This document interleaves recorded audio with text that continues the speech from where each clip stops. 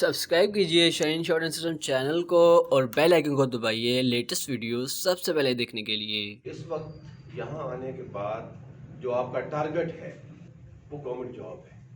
جتنے لوگ یہاں بیٹھے ہوئے ہیں سارے لوگ گورنمنٹ جاب اور آن میرٹ گورنمنٹ جاب لینے کے لیے آئے ہیں۔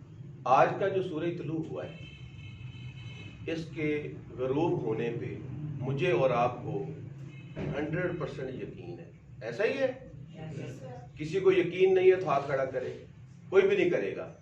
مجھے آپ لوگوں کی گورنمنٹ جاب ہونا آن میرٹ آج کے سورج کے طلوع ہونے سے 100 ٹائم زیادہ ہے، لیکن شرط ہے کہ جیسے ہم آپ کو گائیڈ کریں آپ اس کے مطابق چلیں، اور جس نے اپنے آپ کو ہمارے سسٹم سے زیادہ سمجھدار کہ میں بہت سیاںا ہوں، اس کام کو میں ایسے نہیں ایسے کر لوں تو اس کا زیادہ فائدہ ہوگا، یوں سمجھ لیں اس دن اس کا ریورس سٹارٹ ہو جائے گا۔ میں یہ 100% یقین سے کہہ رہا ہوں۔ تو جیسے ہم آپ کو گائیڈ کریں، ہمارے ٹیچرز آپ کو گائیڈ کریں، آپ اس کو منو ان اس پہ عمل کریں۔ دیکھیں آپ انسان ہیں، اشرف المخلوقات ہیں، آپ کیا کچھ نہیں کر سکتے، صرف فیصلہ کر کے اور ڈٹ جانے کی ضرورت ہے۔ جب آپ ڈٹ جائیں گے، ٹھیک ہے، آپ اس ایج سے گزر چکے ہیں کہ آپ ڈاکٹر نہیں بن سکے، آپ انجینئر نہیں بن سکے، آپ سی ایس پی آفیسر نہیں بن سکے، قطعاً پریشان ہونے کی ضرورت نہیں ہے۔ یار آپ خوش قسمت ہو، آپ ڈاکٹر نہیں بن سکے۔ کیسے؟ ڈاکٹر کے پاس جب ایک پیشنٹ آتا ہے نا، چاہے اس کا ایکسیڈنٹ ہوا ہوتا ہے یا وہ بہت ہی کسی ایسی بیماری میں مبتلا ہوتا ہے، چیخیں نکل رہی ہوتی ہیں، تو آپ اس ڈاکٹر کے لیول پہ جا کے دیکھیں کہ آپ کی اپنی کیا پوزیشن ہوگی۔ لیکن وہ بھی روٹین میں آ چکے ہوتے ہیں، وہ بھی یوز ٹو ہو چکے ہوتے ہیں۔ اگر سی ایس پی آفیسر کی بات کریں، وہ بیچارہ تو مطلب کہ ایک کانٹوں کی سیج ہوتی ہے، وہ پوری رات، میں رات سوتا ہوں، میں سیل اپنا آف کر دیتا ہوں۔ سی ایس پی آفیسر اپنا سیل آف نہیں کر سکتا، رات 2 بجے بھی اس کو کال آ سکتی ہے، صبح 5 بجے بھی اس کو کال آ سکتی ہے، اور اب اگر کسی ٹائم اس کا اگر سیل آف ہوا تو اس کو شو کاز نوٹس بھی آ سکتا ہے کہ تمہارا سیل آف کیوں تھا۔ بہرحال اگر آپ doctor, engineer, C S P officer نہیں بن سکے تو جیسے ہمارے وزیر اعظم صاحب کہتے ہیں اور ان کے بارے میں مشہور ہے، یو ٹرن لینا۔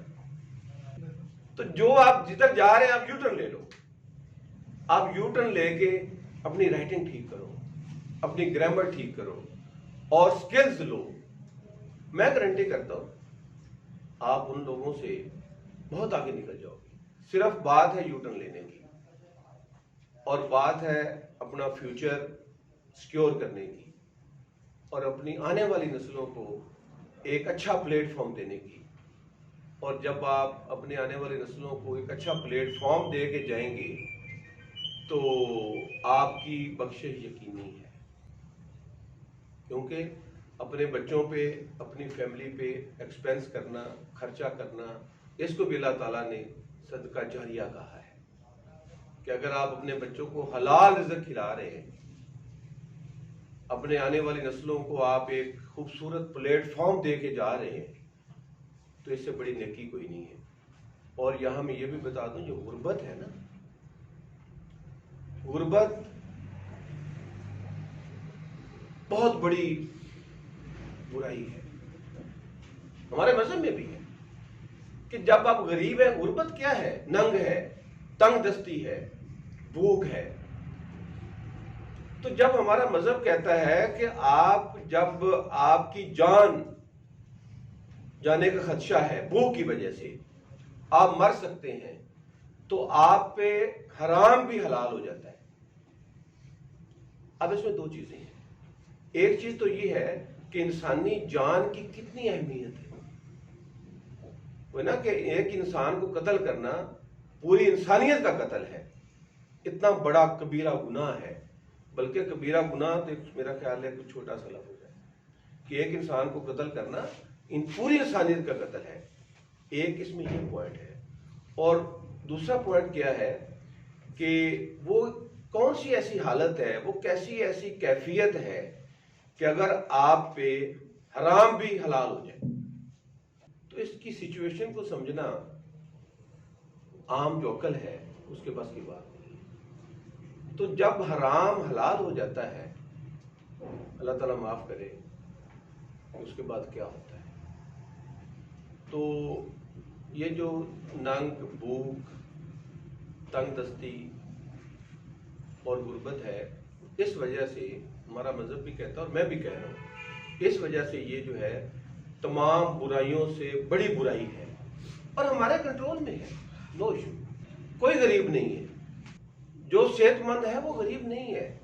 میں اکثر بات کرتا ہوں، وہاں پہ ہم لوگ موبائل لینے جاتے ہیں یا گاڑی خریدنے جاتے ہیں یا کوئی سوٹ، وہاں قطعاً ہم نہیں کہتے ہیں کہ میرے والد صاحب کی ڈیتھ ہوئی ہے، میں یتیم ہوں، میں بہت غریب ہوں۔